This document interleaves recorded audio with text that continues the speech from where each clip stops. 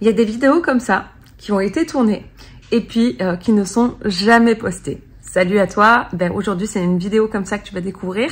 Je fouillais dans mon ordi et là je tombe sur des vidéos que j'ai filmées en mai de cette année quand même. Donc c'est pas si loin, mais on est quand même fin juillet et que j'ai juste complètement oublié parce que je suis passée à autre chose, parce que j'étais dans une période méga chargée, etc.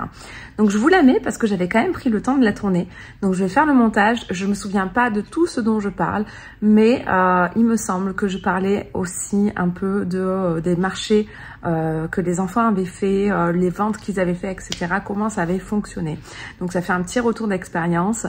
J'espère que ça vous plaira. Je vous laisse découvrir ça. Et si jamais vous entendez ouais, je prépare quelque chose, mais je peux pas vous dire parce que voilà, c'était le déménagement. Voilà, on a déménagé entre-temps, on est bien installé. Bon, il y a encore quelques cartons à déballer, mais ça va. Après, il y avait beaucoup d'autres choses. C'est une période très très chargée pour moi à ce moment-là. Mais voilà. Allez, je vous laisse découvrir ça de suite. Et salut, j'espère que vous allez bien. Petite vidéo, ça fait un petit moment que je suis pas venue. J'ai tourné une vidéo entre temps, mais je l'ai pas encore mise et je sais pas si je la mettrai. Voilà, je faisais une séance de sport, je parlais un peu de tout ce que je fais au niveau rééquilibrage alimentaire, sport, etc. Et je sais pas, on va voir. Il faut que je regarde là, c'est là qu'il faut que je regarde quand je regarde la vidéo. En tout cas, donc je profite de cette petite balade seule avec la presque pleine lune derrière pour vous faire une vidéo. Beaucoup de choses qui changent pour moi en ce moment. Beaucoup de changements. J'espère que la vidéo va pas trop bouger, mais normalement je devrais pouvoir arranger ça à l'ordinateur. Donc beaucoup de changements, mais je vous en parlerai certainement plus tard. Il va falloir patienter un peu avant d'en savoir plus à ce sujet. Hello! Have a good night. Thanks. Ouais, donc, excusez-moi pour l'interruption. Ouais, je vais patienter un peu avant de vous en dire plus à ce sujet. Mais il y a du nouveau qui arrive. Je suis pas mal occupée. C'est une période intense là, qui est en approche. Et beaucoup de travail aussi parce que j'ai deux concerts à venir avec la chorale dans laquelle je suis. Donc il y a beaucoup de choses à organiser parce que je suis dans le CA et je m'occupe des communications. Donc pas mal de choses à gérer. En plus du concert, des concerts à préparer. Mais sinon aujourd'hui je voulais vous parler un peu de ce qu'on a fait avec les enfants dernièrement. Alors je vous ai parlé la dernière fois du marathon du livre. Je pourrais faire une petite vidéo récapitulative sur ça si vous le voulez. Je vais attendre d'arrêter d'être dans la montée, je pense, pour continuer à parler parce que je sens que je suis essoufflée. J'ai pas envie que vous ayez mon souffle là, genre sur la vidéo. Donc je disais, le marathon de lecture, je peux vous en dire plus à ce sujet dans une autre vidéo. Et sinon, ce que je voulais vous partager aujourd'hui, c'est le marché du printemps. En fait, je voulais vous parler de ça parce que c'est quelque chose qu'on a préparé pendant des semaines, des mois avec les enfants. Et donc, ce marché, avec l'école à la maison, que ce soit du côté francophone ou anglophone, les deux se mêlent ensemble. Et puis, il y a au moins 2 à 3 marchés par an qui sont organisés. Et donc, là, les enfants ont préparé chacun, j'ai 3 enfants, chacun a préparé quelque chose de particulier pour mettre en vente à ce marché. Et je trouve que ça a apporté plein de bénéfices et que c'est un bon apprentissage. Et j'avais envie de partager ça avec vous parce que je sais qu'il y en a d'autres qui font l'école à la maison, qui me suivent. Et je me dis que ça peut apporter des idées à faire ce genre de choses ailleurs dans le monde. Parce que c'est pas forcément quelque chose qu'on fait, en tout cas que nous on a eu l'occasion d'expérimenter en France. Mais ici, ça se fait depuis assez longtemps et ça marche très très bien. Donc au dernier marché, c'était au marché de Noël, les enfants avaient vendu des décorations de Noël qu'ils avaient fait. Et voilà, il y avait 2 marchés normalement auxquels ils devaient participer, mais à la fin de l'année dernière, j'ai été vraiment très malade, ça a duré plus d'1 mois. C'était assez intense, je sais pas trop ce que j'ai attrapé, mais c'était vraiment assez difficile. Et donc j'ai pas pu les emmener au marché comme je le souhaitais. Donc le premier marché, ils ont pas pu y aller. Et le deuxième, c'est mon mari qui les a amenés. Mais le deuxième était un endroit qui marche un peu moins que le premier, donc. Mais ils ont quand même vendu et c'était quand même une belle expérience. Il y a, je trouve, tout un tas d'apprentissages comme je vous disais quand on fait ça, parce qu'il y a le fait de devoir être constant dans la fabrication de matériel, avoir des idées, chercher ce qui pourrait plaire à ceux qui viennent acheter. mettre en place, voir quel est le moyen de fabriquer, rechercher le matériel nécessaire, tout un tas de choses, et surtout la constance, comme je vous disais, de créer le matériel, c'est pas si facile que ça. Oui, j'ai un but bizarre au bout de mon doigt. Je me suis coupé le doigt, je suis désolée, en fait j'ai tendance à regarder à droite, parce que je tiens le téléphone avec ma main droite, mais sauf que la caméra est à gauche, alors je vous regarde, mais désolée pour ça. J'essaie de tenir un peu à gauche. Voilà. En tout cas, donc le fait de se tenir à la fabrication de matériel pendant des semaines et des semaines et des mois en attente du marché, sans savoir si on va vendre ou quoi, etc. C'est pas si facile que ça. Et donc là, pour le printemps, les enfants, ce qu'ils ont décidé de faire... Bon, désolé, je change de main, je suis droitière. Ce qu'ils ont décidé de faire, c'est... pour mon fils, des porte-clés en paracorde. Voilà, donc il a fait des bonhommes avec des perles et le reste en paracorde. Super sympa, pas trop compliqué à faire. Donc ça a bien marché pour lui dans la fabrication.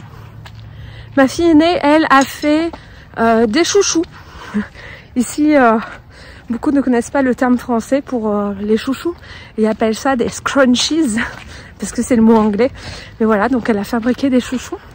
Et parce que c'est un des premiers trucs, donc elle a cousu à la machine à coudre.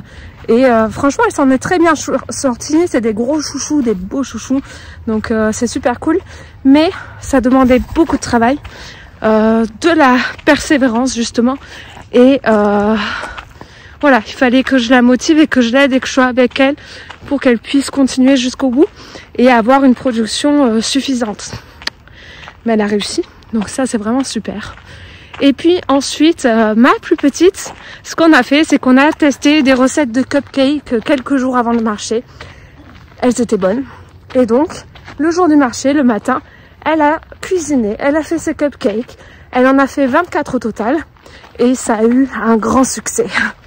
Donc voilà, vraiment c'est une belle expérience au niveau des ventes. Donc après il y a toute l'organisation, savoir comment... tiens, je m'assois un peu pour continuer la vidéo dans ce beau cadre. Vous voyez que tout n'a pas encore fleuri. En fait c'est en train petit à petit. Tenez, je vais essayer de vous montrer, de me rapprocher. Mais c'est en train, on voit les bourgeons arriver. On voit certains bouts de feuilles commencer à sortir. Et ça bourgeonne, ça arrive. On voit les premiers insectes sortir aussi, etc. Ça fait plaisir, ça fait vraiment plaisir. Parce qu'on est quand même mi-mai, hein. Donc on attendait le beau temps, la chaleur et ce genre de choses avec impatience. Le bilan du marché, c'est le plus grand succès, ça a été Charlotte. La plus petite donc, qui a fait ses cupcakes, 24, et elle en a vendu 18 à 4 $ chacun. Donc ça fait 72 $ de bénéfices. Elle en a dépensé 50 sur le marché. Elle a bien contribué à la prospération, on va dire, de tous.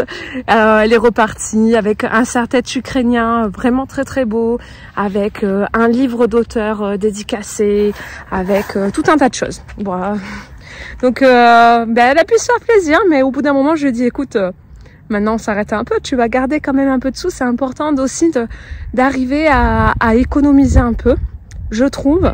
En tout cas c'est quelque chose que j'ai envie qu'ils puissent apprendre de ok, c'est bien de se faire plaisir, c'est bien de garder un peu aussi pour les plus gros projets, etc.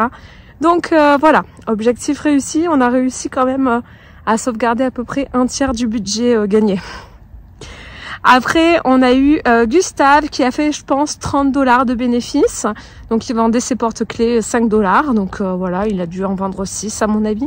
Peut-être qu'il a fait 35, je sais pas exactement. En tout cas, il a fait dans ces eaux-là. Et puis, Rose qui n'a vendu que 2 chouchous. Mais ces chouchous étaient un peu plus chers. Et puis, il y en avait d'autres qui en vendaient des plus petits à différents prix. Et je pense que juste les personnes qui étaient là n'étaient pas forcément intéressées par ce genre de choses. Ben, t'as des hommes, t'as des femmes avec des cheveux courts, etc. Bon. Mais cependant, bon, elle avait la possibilité d'avoir une opportunité de les mettre en vente au salon du livre qui a lieu en ce moment même. Mais on s'y est pris trop tard parce que ça suivait vraiment de près le marché du printemps.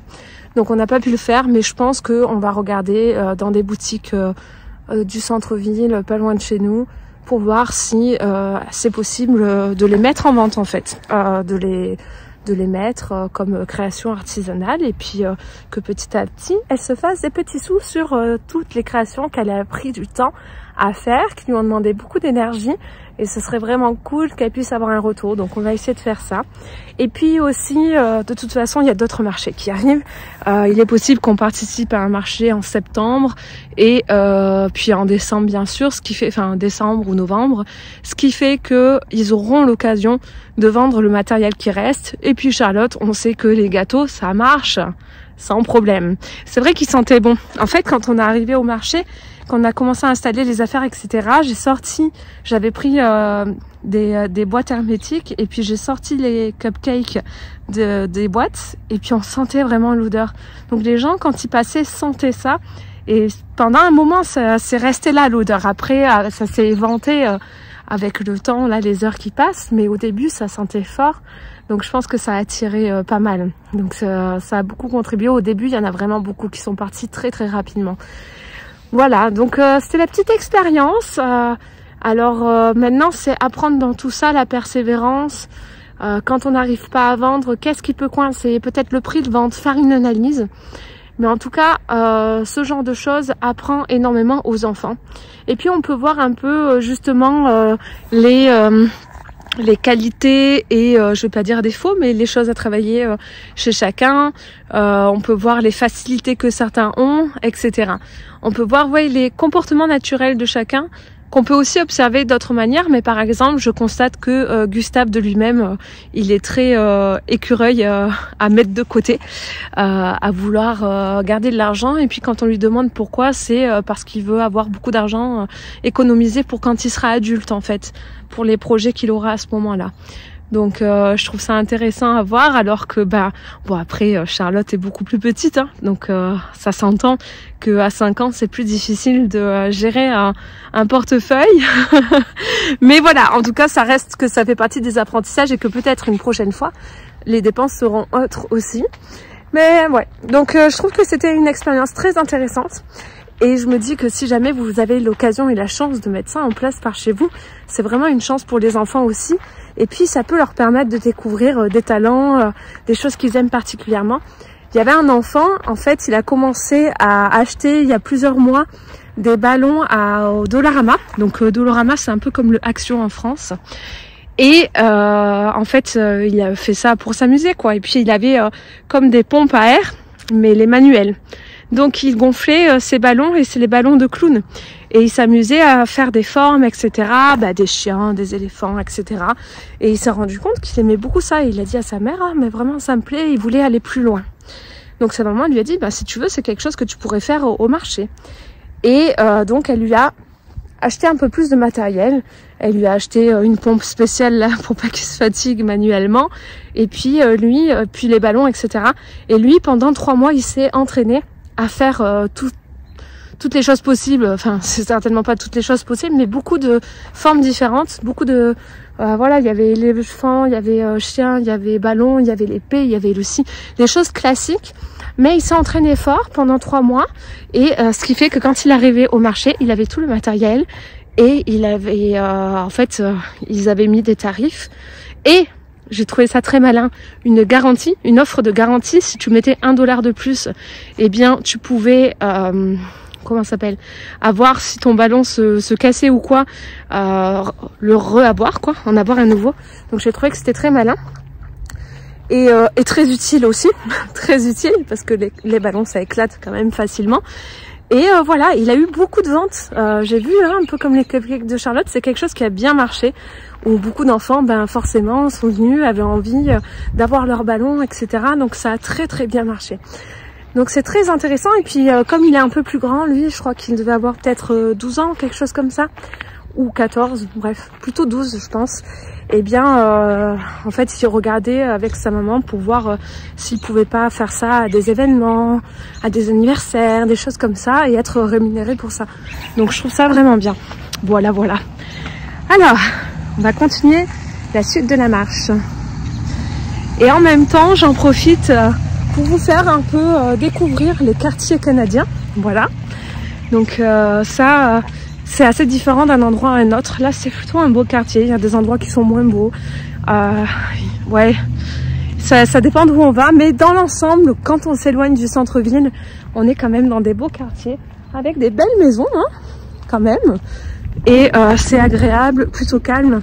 Il est presque 21 h quand même. Et je me promène seule et j'ai pas peur, quoi. Parce que 21 h en France, en fonction de où tu te promènes, c'est pas pareil. Là, ici, je m'inquiète pas plus que ça. La lune est vraiment belle, presque pleine. Voilà.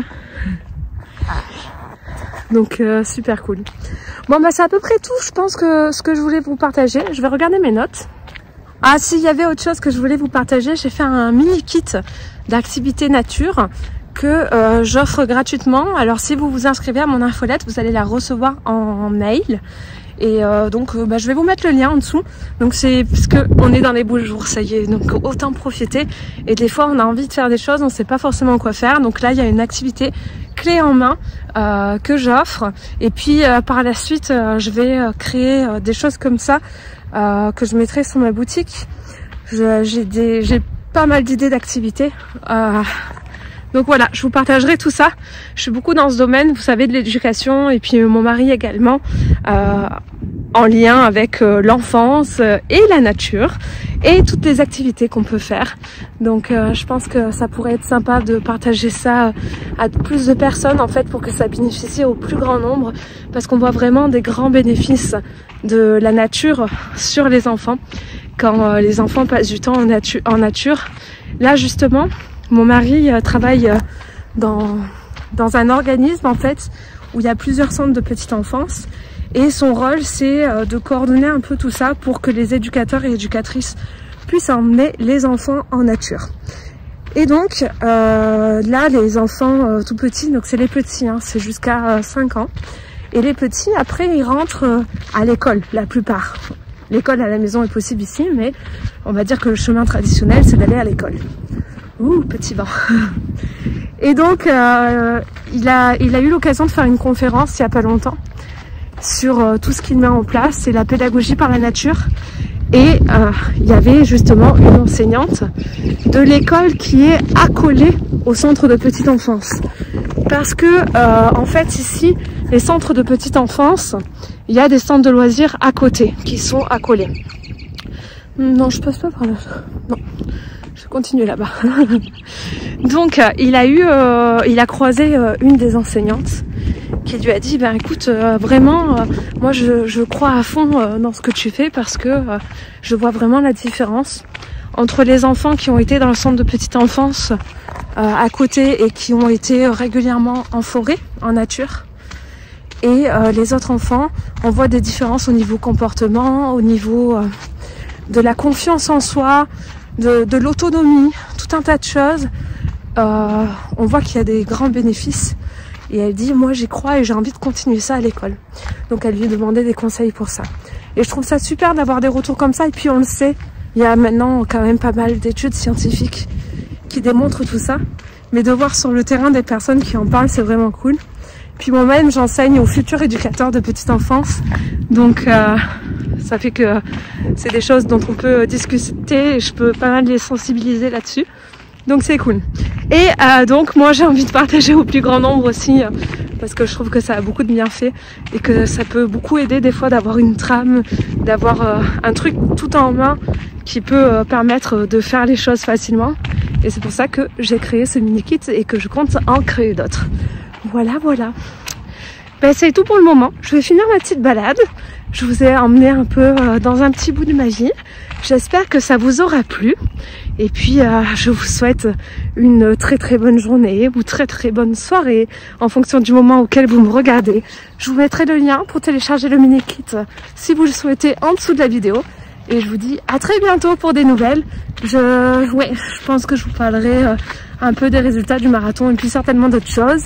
Et puis à l'avenir, une fois que le petit tsunami dans lequel on s'embarque sera passé, certainement que je vous ferai d'autres vidéos pour vous en dire un peu plus sur les changements qu'on traverse.